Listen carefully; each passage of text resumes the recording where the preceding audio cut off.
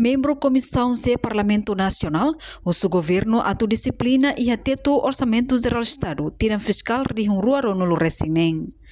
Presidente Comissão C nebe trata assunto finanças públicas, Cedelísia Faria dos Santos ato exigência ne, liga o valor teto orçamental, nebe propõe batina rihung rua ronulu resinen niang, e a bilhão ida ponto wal nulo resin lima.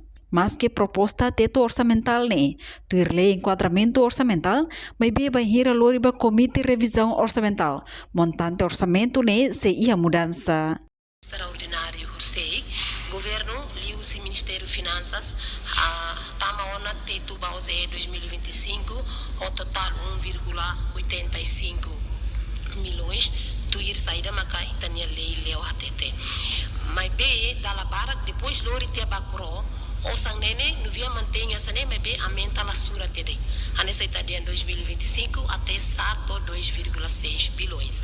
Hawakara ser ela despesa loja para o governo pelo menos pelo teto e tahare de kona ba taxa de execução anual e a 2018 execução real né 1,2 de 2029 1,2 bilhões 2020 1,1 bilhões 2021 1,4 bilhões 2022 1,7 bilhões 2023 e a governo rua oitavo Nuno 1,4 bilhões e a 2024 ita gasta 1,7 bilhões.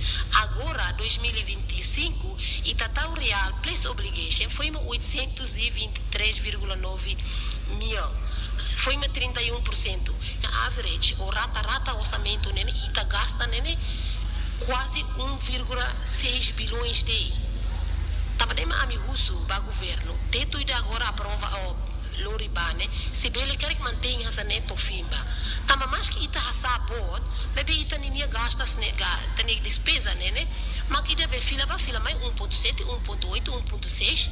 Então lá ia sentido quando ita fote ossa ne bot 2,6.